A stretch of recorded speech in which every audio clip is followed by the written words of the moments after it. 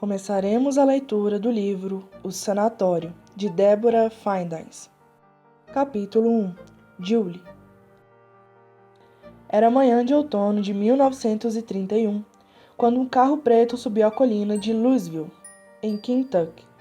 O motorista, vestido de acordo com a ocasião, nada dizia enquanto a jovem passageira no banco de trás olhava pela janela do carro com os olhos arregalados, assustada com o que a aguardava no topo da colina. Julie Hasherfield usava uma camisa de botões cinzas, combinando com uma saia justa nos quadris que ia até os seus tornozelos em corte reto. Um cinto da mesma cor marcava sua cintura fina, enquanto seus ombros eram acentuados pelo corte de sua roupa. Usava luvas pretas combinando com seus sapatos baixos e com sua boina usada de lado sobre seus cabelos castanhos claros e ondulados artificialmente na altura dos ombros. Em seu lado, no banco do carro, estavam duas malas que a acompanharam desde Ohio até o seu destino final, o hospital de Waverly Hills. A forte epidemia de tuberculose que aterrorizou a América na década de 1910 fez com que aquele hospital fosse construído para tratar a doença no mesmo ano. Com 150 leitos disponíveis, o hospital estava abrigando cerca de 3 vezes mais pessoas doentes do que sua capacidade. Então, um prédio muito maior foi construído ao lado, ficando pronto em 1926. O novo hospital tinha capacidade para abrigar mais de 400 enfermos, o que era extremamente necessário na época. Naquele ano, em 1931, 5 anos após sua abertura, Waverly Hills estava ainda lotado, o que fez com que Julie fosse contratada como enfermeira para auxiliar no tratamento dos enfermos. Apesar de ser seu primeiro emprego, inclusive longe de casa, era extremamente necessário para ajudar sua família. Seu pai havia ficado desempregado devido à crise de 1929 e estava passando por dificuldades desde então. Tendo em vista a oportunidade de trabalhar como enfermeira no melhor hospital de tratamento de tuberculose do país, Julie não mediu esforços. Era seu sonho ajudar pessoas desde que seu irmão mais velho cometeu suicídio, quando ela tinha apenas 12 anos. Ela o havia encontrado enforcado em seu quarto, em uma tarde de primavera. Ele lutava contra uma depressão que ela nunca entendeu. Agora ela estava com 18 anos, pronta para ajudar pessoas da maneira que podia. Enquanto o carro sacudia devido à estrada de chão, Julie se encontrou pensando na família. Seu pai era extremamente autoritário e conservador, e quando percebeu que não poderia mais sustentar a família, tornou-se uma pessoa amarga, trazendo sofrimento para sua esposa e filha. Se rendeu ao alcoolismo e ao adultério, traindo sua esposa com prostitutas baratas e tornando-se uma pessoa extremamente violenta. Apesar de tudo, Julie sabia que ele estava passando por uma fase difícil e relevava muitos dos seus atos, mas protegia e acolhia sua mãe sempre que podia. Ter conseguido um emprego em outro estado fez com que ela pudesse ficar longe daquela situação difícil por um tempo, mesmo com a dor de deixar sua mãe sozinha com aquele homem que já não reconhecia mais como pai. Sabia que era o certo a fazer, apesar de tudo, conseguir um bom emprego com bom dinheiro para que eles não passassem fome. Seu pai não aceitou muito bem que sua filha fosse sua fonte de renda, e deixou com que o orgulho o levasse a ser contra a ida de Julie. Mas depois de um tempo, sem que ele e sua esposa conseguissem um emprego, ele teve que aceitar a ida da filha, pois afinal, que outra escolha ele teria? Com lágrimas nos olhos, naquela última tarde antes de sua partida, Julie fez as malas, teve o apoio da mãe e partiu para Louisville, a fim de melhorar sua vida. Havia passado por dias tristes, mas tinha esperança de que tudo iria melhorar. Mas, por algum motivo, naquele momento, chegando tão perto do seu destino, que deveria mudar sua vida, observando as árvores com folhas secas em uma paisagem marrom na subida daquela colina, Julie sentia que seus dias não seriam tão diferentes. O motorista, enfim, parou o carro em frente a um grande prédio de 5 andares, com muitas janelas que Julie era incapaz de contar. Sobre a grande porta de entrada, lia-se o nome Waverly Hills, em uma placa de metal. Ela soltou um suspiro de surpresa ao olhar para aquele lugar. Não imaginava o tamanho daquele hospital, quando se candidatou à vaga de enfermeira.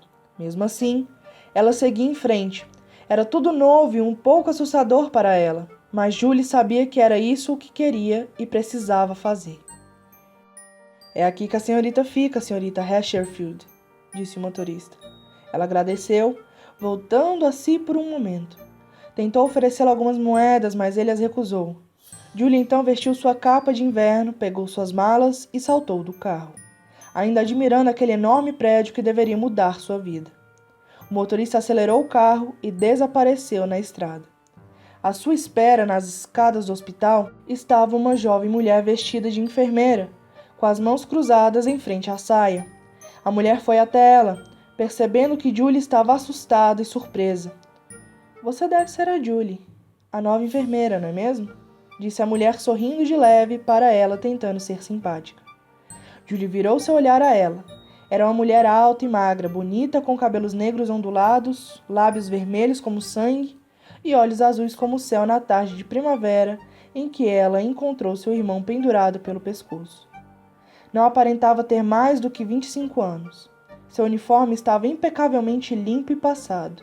Usava uma saia de algodão que ia até os tornozelos, meia calça quase imperceptível e uma camisa branca de mangas curtas, abotoada até o penúltimo botão.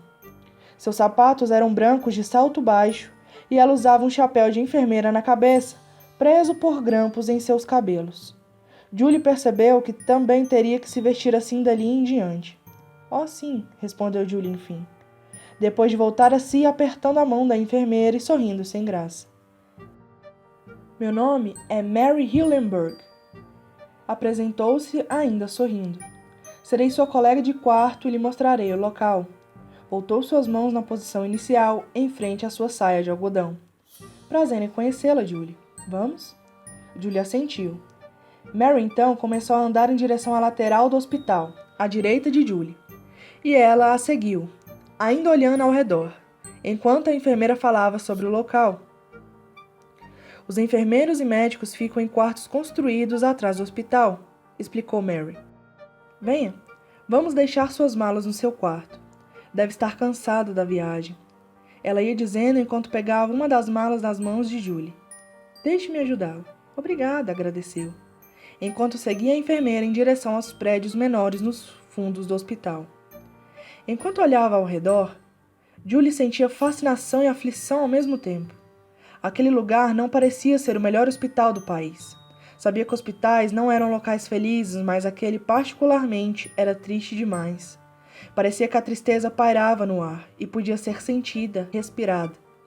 Via enfermeiros vestidos de branco e médicos de jaleca andando de um lado para o outro, apressados, levando papéis, fichas de pacientes e materiais de medicina em suas mãos. Ninguém parecia notá-la enquanto ela observava. Passaram pelo jardim do hospital, que deveria ser lindo na primavera. Alguns dos vários pacientes andavam e descansavam por ali, visivelmente habilitados. Todos tossiam uma vez ou outra, e alguns dependiam de cadeiras de rodas ou leitos devido à fraqueza que a doença proporcionava. Ela sabia que a tuberculose, doença sem cura conhecida naquela época, era tratada com ar fresco, comida nutritiva e muitos banhos de sol ao longo do dia. Aqueles pacientes deveriam estar aproveitando seu banho de sol, mesmo que não fosse um dia muito bonito, aquela tarde de outono. Ventava e Julie sentia um pouco de frio. Cogitou que aqueles pacientes ali, expostos àquele vento, talvez estivessem piorando sua saúde ao invés de melhorar. Julie sentiu tristeza e pena ao mesmo tempo, ao ver pessoas assim. Mas aquele era o trabalho dela de agora em diante, e não deveria transmitir nada além de esperança para os doentes. Sentimentos ruins e pena só fariam com que a saúde psicológica dos enfermos piorasse. Podia notar que Waverly Hills havia sido construído no topo de uma colina e no centro de um enorme bosque. Ao redor do hospital e atrás da área em que os pacientes passavam tempo, haviam muitas árvores. Era para que aquele bosque que Julie olhava pela janela do carro mais cedo, enquanto subia a colina passando por uma estrada de chão. Era uma imensidão de árvores altas e sem nenhuma espécie de proteção ao seu redor. Era fácil que os internos se perdessem ali. Olhou para cima por um momento, pois sentiu que estava sendo observada e viu uma mulher idosa com cabelos grisalhos descabelados a observando de uma das janelas do 5º andar enquanto andava. Aquela senhora seguia com o olhar até que Julie sumisse de sua vista. A jovem sentiu um calafrio naquele momento. É aqui que ficamos, disse Mary assim que os pequenos prédios atrás do grande hospital foram avistados. Eram 2 blocos, um ao lado do outro, de 2 andares cada, repleto de quartos. Pareciam hospitais menores, mas serviam para que os funcionários tivessem um local para morar durante os anos de trabalho em Waverly Hills, já que o hospital ficava no topo de uma colina. Era inviável que os funcionários fossem trabalhar e voltassem para casa todos os dias.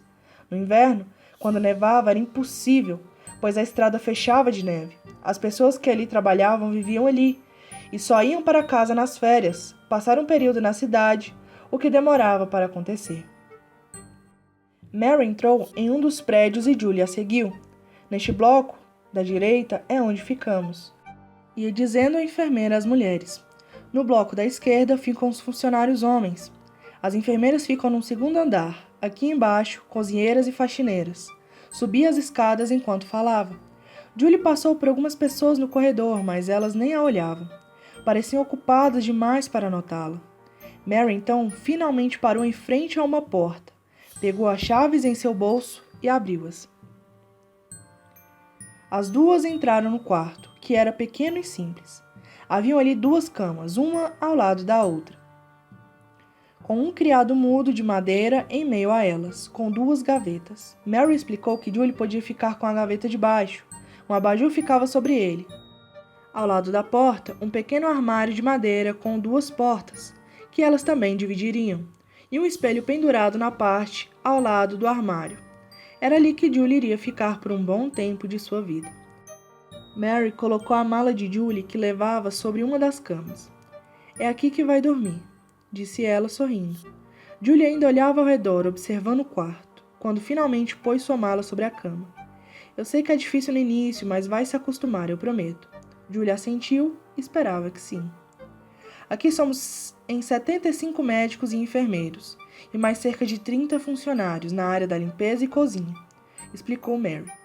Somos em muitos, mas o hospital está superlotado devido à epidemia de tuberculose. Mesmo quando não temos mais vagas, não podemos negar novos internos, pois eles não podem mais viver em civilização depois que descobrem a doença.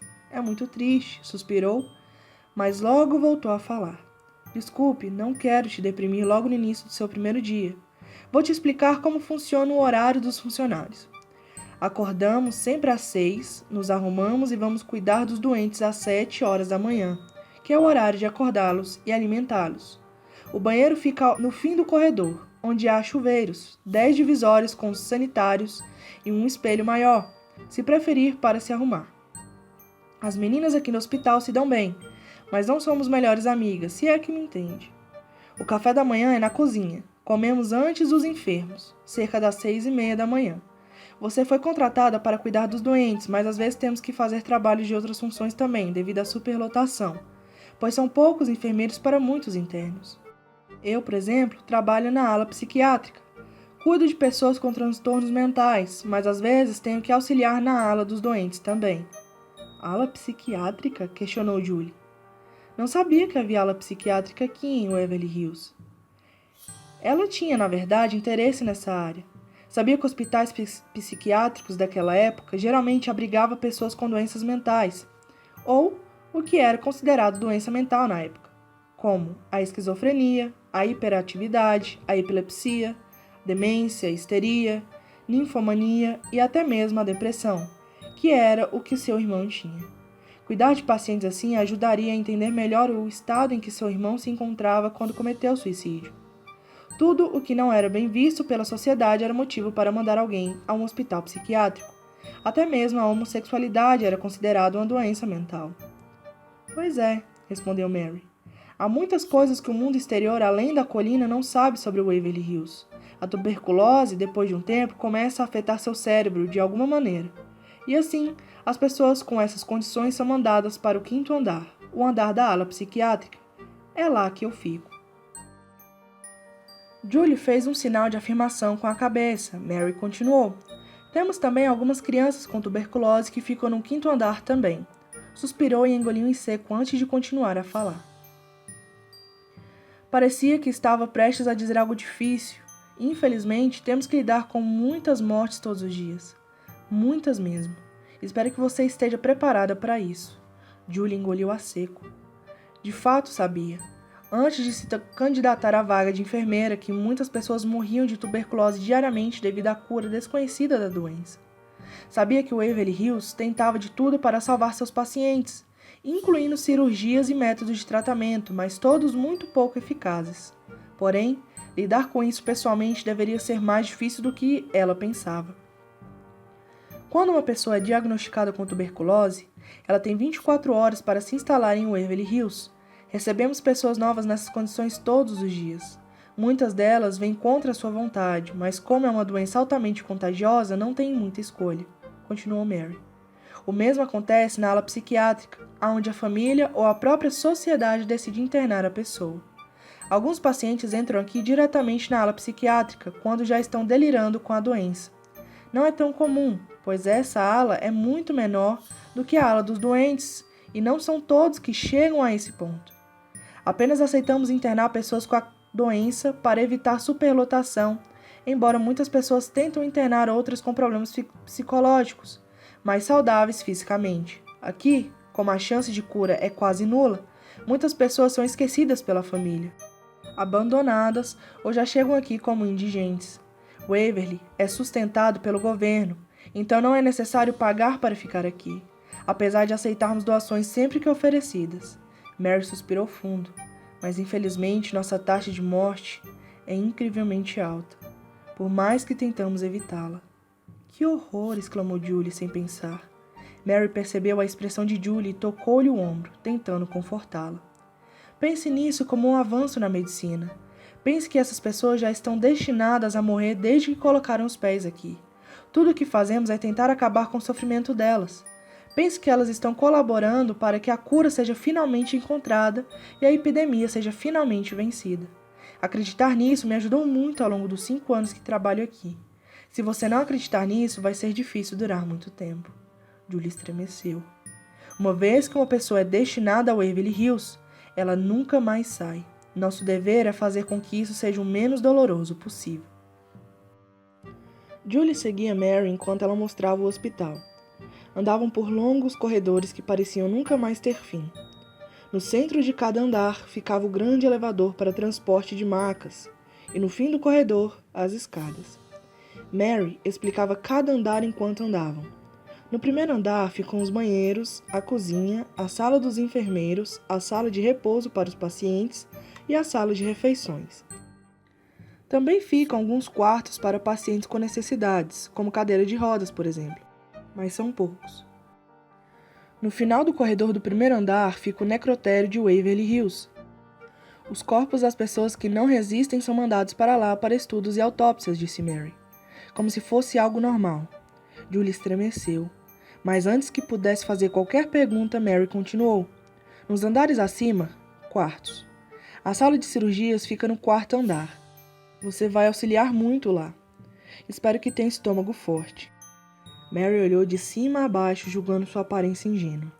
Infelizmente, às vezes não conseguimos materiais de anestesia para todos os pacientes e alguns são operados às pressas sem anestesia. No inverno é ainda pior. Com a neve bloqueando a estrada, usamos um túnel para receber mantimentos, comida e material cirúrgico. É aí que a situação fica precária. Mary suspirou. Julie olhou para fora do corredor em que estavam, que eram abertos e possuíam apenas muros de proteção. Avistou, mais afastado do hospital, pelo lado esquerdo, o lado contrário que haviam passado anteriormente para ir ao prédio dos funcionários, que haviam algumas cruzes de madeira fincadas no chão, enfileiradas, como um cemitério. Era quase imperceptível, quase tomado pelas árvores ao seu redor. Ela engoliu a seco. — O que é aquilo? Perguntou. Mary suspirou de novo, ainda mais fundo. Como eu já lhe disse, temos uma alta taxa de mortes aqui no hospital. E aquele é o destino dos indigentes que morrem aqui, ou dos pacientes abandonados pelas famílias, que não fazem questão de receber os corpos para o funeral. Mas isso é terrível, exclamou Julie. No inverno, quando os túmulos estão cobertos pela neve e fica impossível de cavar uma cova, doamos os corpos dos indigentes para as faculdades de medicina e experimentos científicos. Mas como o carro funerário chega até aqui em cima no inverno? Mary deu uma risadinha sem graça, agarrou o braço de Julie e sussurrou a resposta no seu ouvido. Os carros esperam lá embaixo, no fim do túnel. Apontou ela para o túnel de concreto que ficavam mais afastados do hospital, a alguns metros do cemitério improvisado. Era um pouco difícil de vê-lo devido às folhas secas caídas sobre ele, mas Julie pôde perceber que ia até o final da colina e tinha apenas alguns pontos de iluminação no teto ao longo do seu comprimento. Ele continha grandes portas de metal em suas saídas. Ele é usado para transportar mantimentos, mas também tem a função de transportar corpos das vítimas. São tantas mortes que transportamos os corpos em carrinhos, empilhados até a base da colina, onde a família da vítima espera com o carro funerário. Mas não comentamos sobre o túnel aqui pelos corredores. Apenas médicos e enfermeiros sabem disso. Os pacientes não devem ter noção do número absurdo de mortes que temos que lidar todos os dias. Isso os faria perder as esperanças. A saúde psicológica deles é uma grande preocupação. Eles sabem que algumas pessoas morrem, isso é inegável. Por isso nunca questionaram o cemitério de indigentes. Também precisamos fazê-los pensar que há de fato uma família esperando por eles quando eles se forem, se eles morrerem. Mesmo que isso seja mentira. Ninguém quer ser enterrado no quintal dos esquecidos. Ela soltou o braço de Julie, que olhava com os olhos arregalados.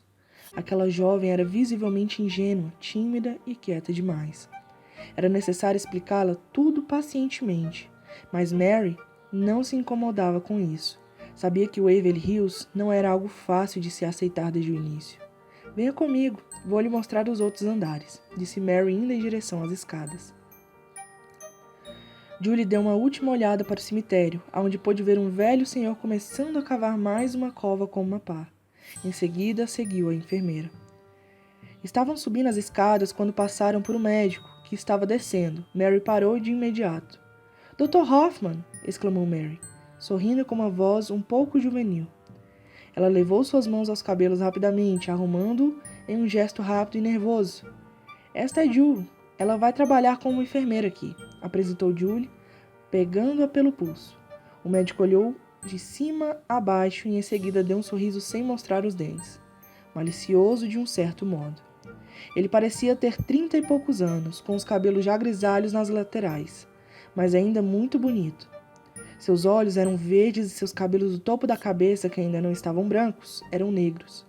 Usava um jaleco e levava papéis numa das mãos que lia antes de Mary interrompê-lo. Ele estendeu a mão para cumprimentá-la. Prazer em conhecê-la, Julie, disse ele. Pode me chamar de John. Ela apertou sua mão sorrindo também. Em seguida, ele continuou a descer as escadas e chegou ao primeiro andar, continuando a ler os papéis em sua mão. Julie olhou para Mary e percebeu que ela o seguia com um olhar azul até que ele desaparecesse pelos corredores. Sua expressão de fascínio era óbvia. Você gosta dele, disse Julie, rindo com o canto da boca. Afinal, ela não era tão ingênua assim. Mary voltou a si perdida em pensamentos. Não seja tola, disse ela. Dr. Hoffman é casado, sussurrou. Em seguida, Mary voltou a subir as escadas e Julie continuou a segui-la. A mulher dele trabalha aqui? Perguntou Julie enquanto andavam. Não, ela mora na cidade, ela não trabalha, disse Mary. De qualquer maneira, não a conheço. John quase nunca fala dela. Julie calou-se, tendo em vista que Mary ficou sem graça com o assunto, mas em seguida tornou a rir, sem conseguir se conter. Não seja boba, Julie, ela disse, olhando para a garota ao seu lado. Mas era inegável, ela havia se entregado. Então Mary começou a rir também. Era a primeira vez em meses que ela ria daquele jeito. Sentiu ali que estava surgindo uma grande amizade. Tudo bem. Está tão evidente assim? Julie acenou com a cabeça em sinal de confirmação. Eu nem conheço você direito e já percebi no primeiro olhar que eu vejo você dando para ele. Mary corou. Eu confesso, acho ele muito charmoso, mas é impossível. Ele é casado e é meu colega de trabalho. Ele trabalha na ala psiquiátrica também e eu auxilio muito ele. Além disso, ele é muito mais velho do que eu tenho apenas 24 anos e ele tem 38.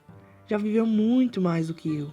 Tudo bem, você pode ir contra seus desejos o quanto quiser, exclamou Julie. Afinal de contas, é o certo a se fazer, não é? Naquele momento, elas chegaram ao segundo andar e Julie esbarrou em um senhor no corredor. Olhe por onde anda, exclamou o senhor. Assim que deixou cair o molho de chaves que levava consigo. Desculpe, exclamou Julie. O senhor está bem? Estaria melhor se não tivesse cruzado com você hoje, resmungou ele assim que recolheu as chaves do chão e tornou a seguir seu caminho. Não ligue para ele, disse Mary. Aquele é Ralph. Ele é o zelador que cuida de todas as portas aqui. Ele é o responsável por abrir os portões, as portas da ala psiquiátrica, e é ele a quem recorrer quando precisamos de alguma cópia de chave, ou quando precisamos entrar no quarto de algum paciente em horários alternativos. Costumávamos manter as chaves dos quartos na recepção, mas já tivemos muitos problemas quanto a isso, Mary suspirou. Enfim, ele é uma pessoa amarga. Ninguém aqui gosta dele e ele não gosta de ninguém. Ele almoça sozinho e tem um temperamento difícil. Só o vejo falando com John às vezes. Acho que é o único que o suporta. Se quer meu sincero conselho, fale com ele apenas o necessário. Julie assentiu. Passaram por muitos leitos com pessoas doentes, tossindo sobre eles. Enfermeiros auxiliavam alguns enfermeiros, davam remédios e os examinavam. Era como se Julie estivesse passando em câmera lenta por cada um deles. Seus olhares profundos a perturbavam, e ela começou a pensar que talvez nenhuma daquelas pessoas sairia dali com vida. Haviam pacientes de diversas idades, etnias e classes sociais, e todos estavam sendo tratados da mesma forma. No fim, todos eram iguais. Alguns enfermos tricotavam em seus leitos, outros ouviam rádio. Alguns não estavam em suas camas, e Mary explicou que eles tinham a opção de ficar lá embaixo, na sala de repouso ou no jardim se preferissem. Eles tinham algumas atividades para mantê-los ocupados durante todo o tempo que passavam ali. Isso tornava os dias de Waverly Hills menos dolorosos. Julie então voltou seu olhar a uma mulher que chorava em seu leito no final do corredor enquanto tossia muito. Estava pálida e descabelada, enquanto dois enfermeiros a tentavam ajudar. Ela gritava de dor e tossia sangue sem parar. O médico se aproximou rapidamente dela. Deu uma ordem aos enfermeiros que Julie não pôde ouvir devido à distância, e em seguida eles a levaram para o elevador, que servia para transportar principalmente macas. O médico os acompanhou. Aquele é Joseph Cottons, disse Mary. Ele é o médico da ala dos doentes. Ele começou a trabalhar aqui há 5 anos, assim como eu, quando o hospital abriu. Desde então ele luta para encontrar a cura da tuberculose. Ele fica noites em claro, com a cabeça enfiada nos livros, e dizem que seu quarto é cheio de anotações, inclusive nas paredes. Mas ninguém nunca vai lá. Médicos não dividem quarto, sabe? E ele não deixa as camareiras limparem o quarto dele, nem mesmo Ralph tem a chave do seu quarto. Julie observou se distanciar, enquanto ouvia Mary falar. Do nosso quarto podemos ver a janela do quarto dele, e a luz fica acesa durante a noite toda, sempre. Ele é um pouco calado e esquisito, mas é um bom homem. Ele vai ser o seu supervisor. É a ele quem você vai auxiliar, explicou Mary. Mas Julie estava curiosa quanto à paciente acima de tudo. Para onde estão levando aquela mulher? Provavelmente para a sala de cirurgias, respondeu.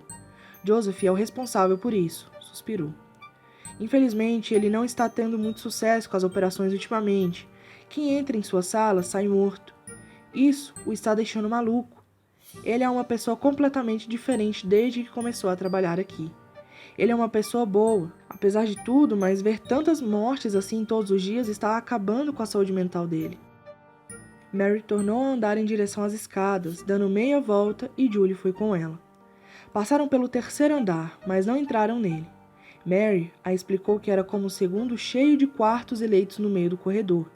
Passaram pelo 4º andar, mas estava muito tumultuado devido à cirurgia que aquela mulher iria se submeter. Mary achou melhor não irem até lá naquele momento e Julie concordou. Vamos à ala infantil, disse Mary. Com toda essa tristeza na ala dos doentes, as crianças podem nos ajudar a manter a esperança também. Elas não entendem muito bem a condição delas, são tão puras e ingênuas. Podem fazer seu dia mais feliz, mas também podem acabar com ele. Infelizmente, crianças também são pessoas mortais, assim como todos aqui, e elas também estão vulneráveis à morte. Julie suspirou. Seria mais difícil do que ela pensava. Subiram as escadas até chegarem no 5º andar. Das escadas para a direita era a ala infantil, para a esquerda a ala psiquiátrica. Mas as duas alas nunca se misturavam, mantendo-se separadas por paredes de concreto. Mary foi na frente e olhou o corredor da ala infantil. Os leitos estavam ali, enfileirados, mas nenhuma criança estava deitada neles. É a hora do banho de sol, concluiu Mary. Venha comigo. Julie a seguiu enquanto ela ia em direção a uma escada fixa de madeira que dava para o telhado do hospital. Chegaram em frente a uma porta de metal no fim das escadas, e Mary tocou na maçaneta. recuou, olhou para os olhos de Julie.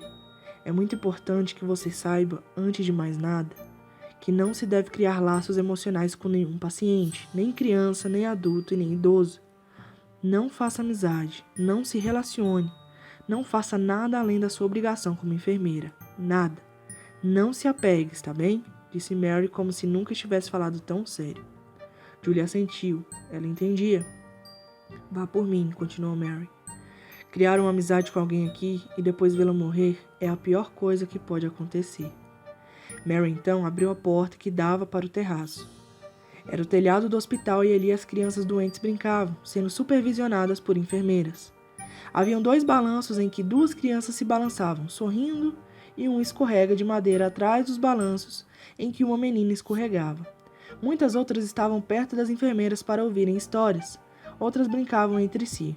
Deveria ter cerca de 20 crianças ali. Os olhos de Julie encheram de lágrimas. Era triste ver aquelas pequenas pessoas doentes, sorrindo e brincando como se não houvessem doença alguma. Afinal, ignorando suas situações tristes. O dia estava um pouco frio e ventava um pouco, mas os raios de sol saíam por entre as nuvens de vez em quando. O tratamento aqui constitui de muito repouso e banhos de sol, disse Mary, repetindo o que Julie já sabia, para todos os pacientes. As crianças ficam muito aqui em cima, no terraço, que chamamos de solário.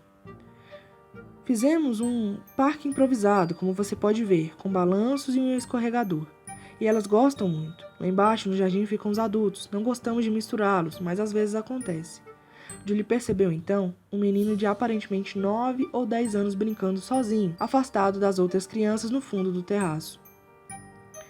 Ele brincava com uma bola de plástico inflável, sentado no chão do terraço. Seus movimentos repetitivos constituíam em jogar a bola na parede e esperar que ela voltasse para ele. Mary percebeu que Julie o observava. Aquele é o Timmy, disse Mary. Ele é um menino especial, é quieto e muito doce. Mas ele não tem contato com as outras crianças. Ele mal fala. Ele chegou aqui com sua mãe no ano passado, ambos com tuberculose. Pobrezinho. Foi tudo que Julie pôde dizer de início. A mãe dele é paciente aqui também? Bem, ela era, respondeu Mary. Ela morreu há alguns meses. Julie lamentou. Mary engoliu em seco. Estava sendo difícil comentar todo aquele terror que passava em Waverly Hills naquele dia. Mas ele ainda não sabe que ela morreu, continuou ela. Dizemos que eles não podem se ver devido à doença, mas acho que talvez no fundo ele sabe que ela se foi.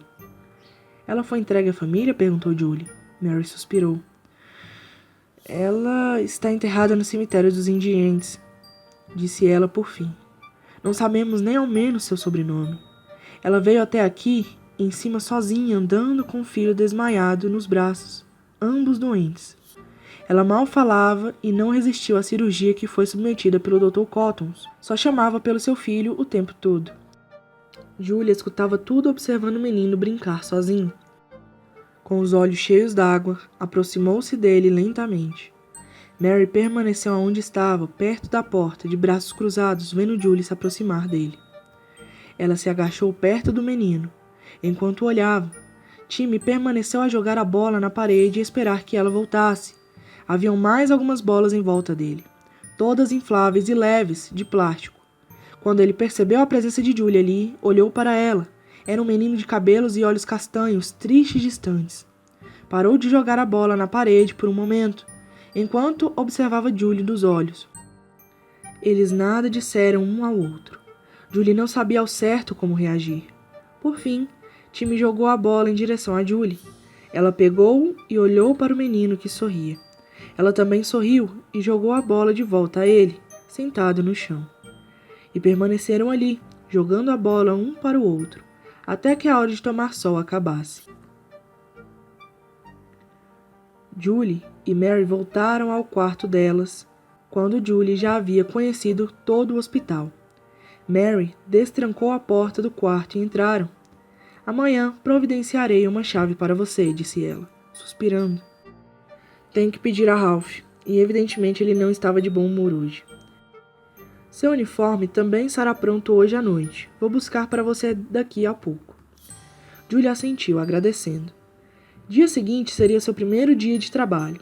Sentou-se na cama cansada. Mary já ia fechando a porta quando notou a presença de alguém no corredor. "Jerry!" exclamou ela, chamando com animação perceptível. O homem se aproximou dela com várias cartas na mão. Estava entregando cartas de porta em porta quando Mary o chamou. Ele era um homem de mais idade, careca e simpático. Tinha 56 anos de idade e olhos azuis que levavam muita sabedoria. Sua pele era bronzeada e suas mãos calejadas devido ao trabalho duro. Sorriu quando se aproximou de Mary.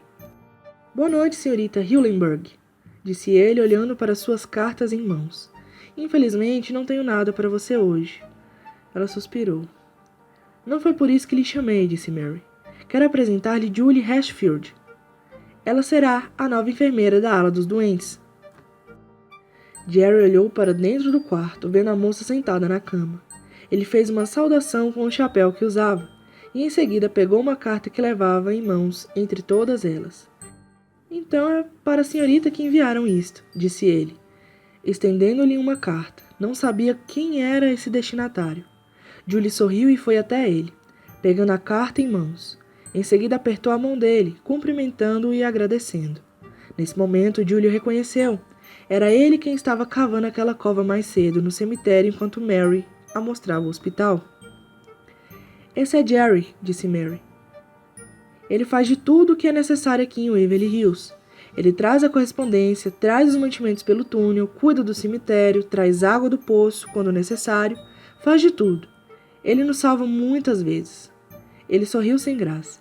"Foi um prazer em conhecê-la, senhorita. Agora, se me dão licença, preciso acabar de entregar todas as cartas." Mary assentiu e ele se foi, continuando com o trabalho de entrega de cartas. Ela fechou a porta do quarto e tirou os sapatos exausta. Em seguida, tirou o chapéu. Julie voltou a sentar em sua cama, com a carta em mãos. Era dos seus pais. Seus olhos se encheram de lágrimas novamente. Sentia muita falta de casa, apesar de todas as dificuldades. "De quem é?" perguntou Mary, enquanto tirava meia calça. "Dos meus pais", respondeu Julie. "É o meu primeiro dia aqui e eu já recebi uma carta deles", sorriu. "Você tem sorte de eles se preocuparem tanto assim. Meus pais lembram de mim acho que uma vez por ano somente, no Natal. Eu escrevo para eles toda semana, mas às vezes prefiro pensar que as cartas se perderam pelo correio", disse Mary com lágrimas nos olhos também. Julie abriu a carta e a leu enquanto Mary olhava-se no pequeno espelho pendurado na parede. "É a letra da minha mãe", disse Julie. "Foi ela quem escreveu. Dizem que já sentem a minha falta e esperam o melhor para mim." "Uau", disse Mary. "O máximo que meus pais escrevem é Feliz Natal. Eles nunca aceitaram que eu escolhi vir para cá, sabe? Eles sempre tiveram muito dinheiro e sempre sonharam que eu casasse com um homem rico e tivesse filhos. Sempre tivemos nossas diferenças. Não que eu não queira casar e ter filhos, mas acho que a vida é mais do que isso, sabe? É mais do que nascer, se reproduzir e morrer. Quero ajudar os outros." "Eu também", disse Julie.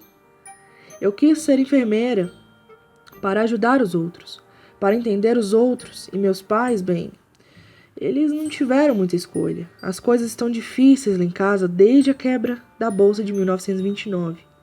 Oh, Julie, lamento ouvir isso." "Está tudo bem. Eu estou aqui principalmente para ajudar a eles. Meu pai não conseguiu nenhum emprego desde que perdeu o dele, e se perdeu na bebida. Minha mãe nunca trabalhou e tem que cuidar do meu pai. Só restou a mim fazer alguma coisa." "Você é filha única também?" perguntou Mary. Engraçado ela ter perguntado aquilo com tanta naturalidade. Naturalidade de alguém que nunca perdeu nada na vida. Não que Julie a julgasse ou gostasse menos dela por isso, mas achou cômico o seu tom de voz. "Bem, agora eu sou", respondeu. "Meu irmão morreu há 6 anos." "Oh", exclamou Mary, sem graça por ter sido a responsável de lembrá-la disso. "Lamento muito. Meus problemas familiares agora são nada comparados àqueles dias. Eu encontrei o corpo dele no quarto dele, pendurado pelo pescoço por uma corda. Eu era uma criança. Não entendia muito bem o que estava acontecendo, mas acho que a minha pior lembrança é da minha mãe chorando, ajoelhada no chão enquanto meu pai tirava ele de lá, e segurando-o nos braços, gritando o quanto ele havia sido covarde em ter feito aquilo. Era como se meu pai tivesse com mais raiva do que tristeza, como se ele estivesse preocupado com o que diria aos outros. Meu pai sempre disse que meu irmão foi egoísta por ter feito aquilo. Ele tinha a idade que eu tenho hoje. Consigo me lembrar perfeitamente. Lembro de tudo acontecendo lentamente, como se o tempo houvesse parado naqueles instantes e tudo se movia devagar, devagar como os olhares dos doentes a observando, mais cedo. Mary permaneceu em silêncio, ouvindo-a e olhando para ela enquanto Julie encarava a parede em sua frente. Ela não sabia o que dizer, e agora elas estavam ali, tendo o mesmo destino, duas pessoas tão diferentes. Aquela moça em sua frente havia sofrido tanto quanto ela, naqueles dias de horror passados em Waverly Hills. Talvez ela fosse mais forte do que Mary havia julgado. Desculpe estar dividindo isso com você, disse Julie, quebrando o silêncio. Apenas sinto que você é a única pessoa que pode me ouvir em anos. Mary sorriu. Fico feliz por isso, disse, sentando-se ao lado de Julie, e a abraçou.